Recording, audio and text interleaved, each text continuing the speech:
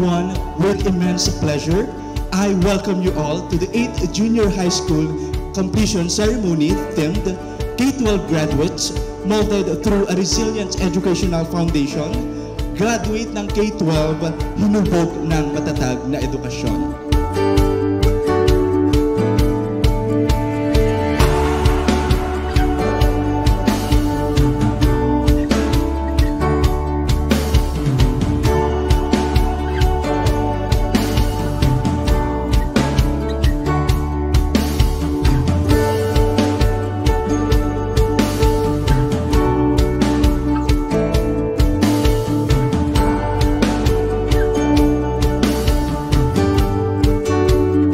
Each one of you has shown exceptional talent, resilience, and determination throughout your academic journey.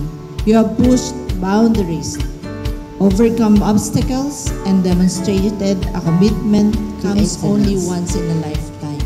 Minsan lang kayong magko-completion. Enjoy the day and congratulations!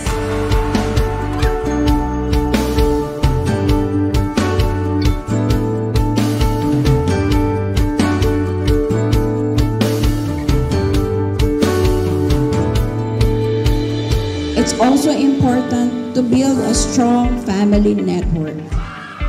Connecting with others provides social support and strengthens resilience. Help your child by having them help others. Ladies and gentlemen, a pleasant morning to all of you.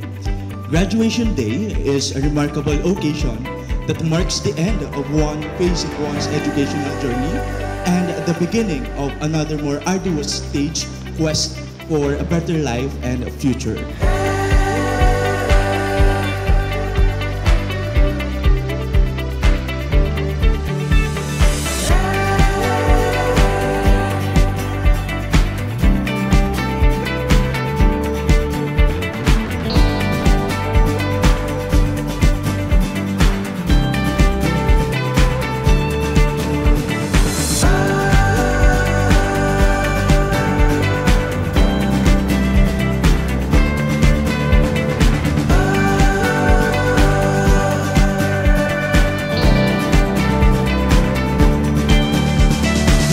Signifies the culmination of a great deal of hard work in the never-ending pursuit of knowledge and skills. This day is your recognition day.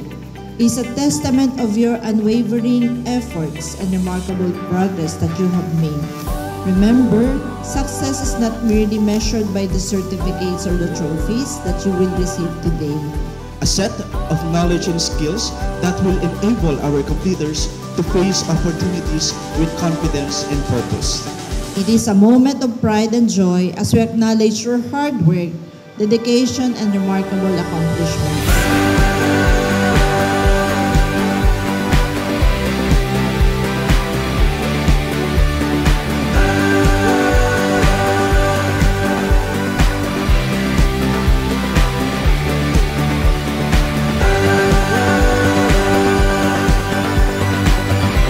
Let us all be resilient, as it is time for us to learn this and share these skills to everybody.